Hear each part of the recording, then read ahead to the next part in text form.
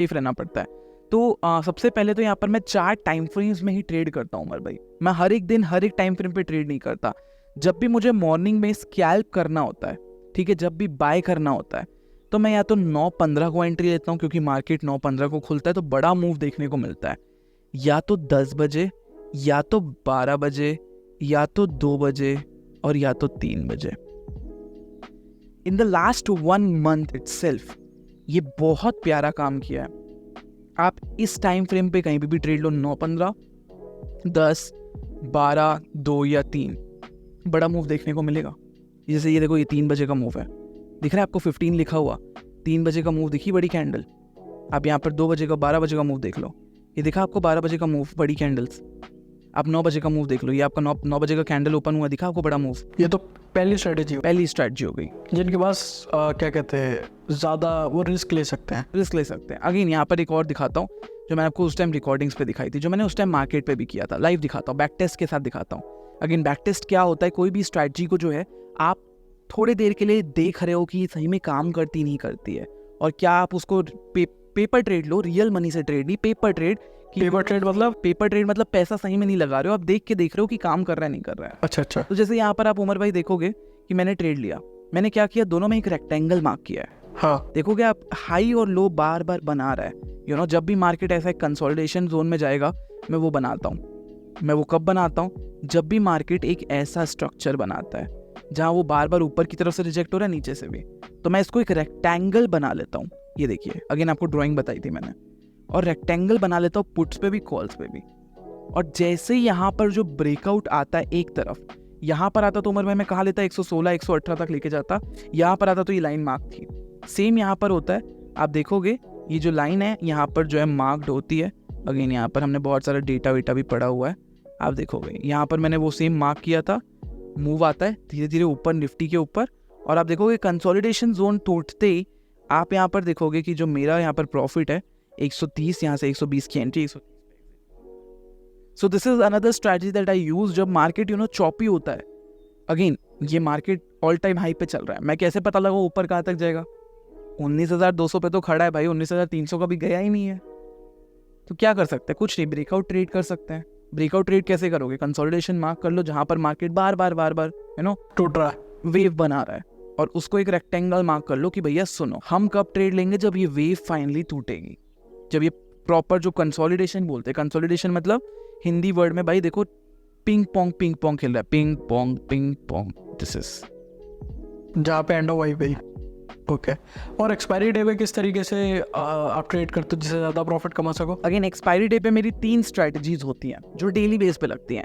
एक 12 बजे मैं ऑप्शन सेलिंग की स्ट्रैटेजी लगाता हूँ प्रीमियम डीके खाने के लिए। प्रीमियम डीके मतलब आपको पता है एक्सपायरी में 0 होता है। हाँ। तो मैं 40 रुपए का सेल कर देता हूँ कॉल और पुट, 40 का कॉल और पुट दोनों सेल कर देता हूँ। ओके, ठीक है।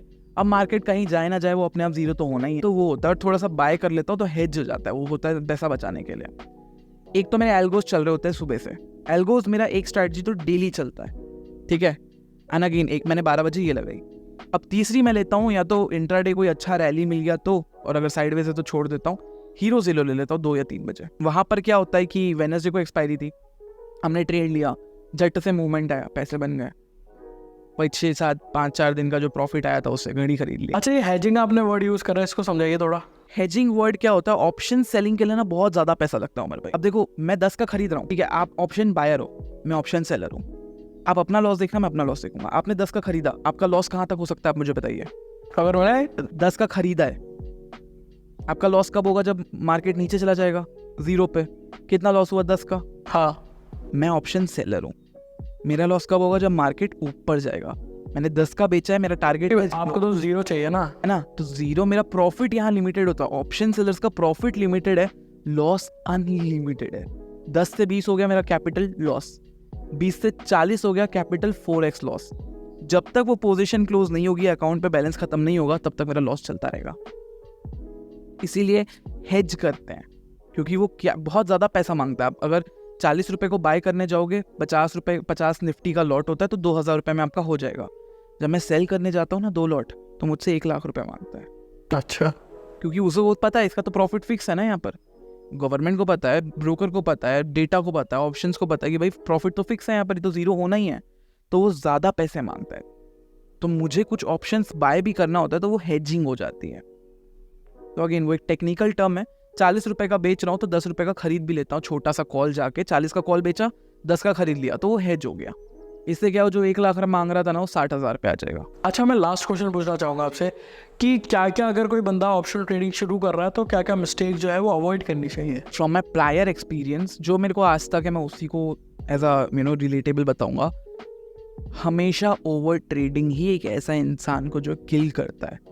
आपका मेंटली इशू चालू होता है। देखो, प्रॉफिट होता है तो सब बहुत खुश होते हैं, लॉस होता है तो सबका वो कंट्रोल चला जाता है, एंड वहाँ पर आपको बचना है। अगर लॉसेस दिख रहे हैं, कट करके बंद करो।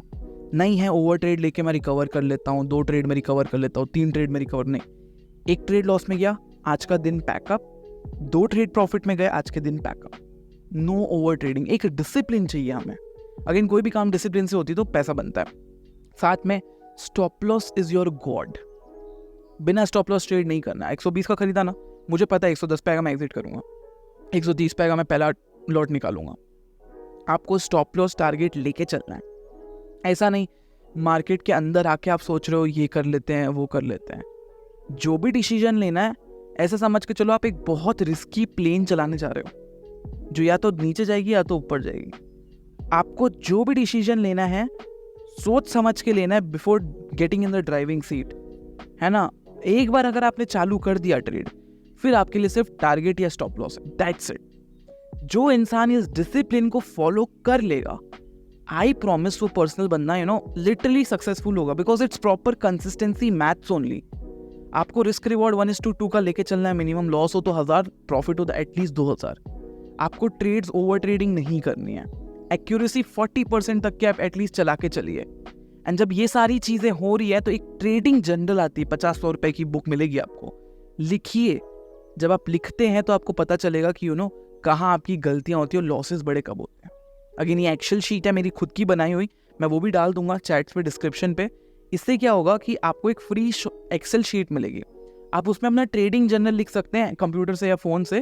फोन या कंप्यूटर दोनों में काम करेगा। आप अपने जितने ट्रेड्स लेते हैं ना, लिखते जाइए। मैंने ये किया तो मुझे पता चला कि मेरी गलतियां कहाँ पर हैं। अगेन अब ये ट्यूशन टीचर तो नहीं है ना कि यहाँ पर हाथ पकड़ के सिखाए कि लिखना कैसे है। बचपन में ए बनाना सिखाया था, गलती करते तो वो बना के मार के ठीक हो जाता था। यहाँ पर कोई नहीं आने वाला आपको मार के बोलेगा कि पैसे गलत बना रहे तू, क्योंकि वो अपने पैसे बनाएगा। आपको आपकी गलती खुद देखनी है, and that is only possible when you follow the rules and a trading general that will be given.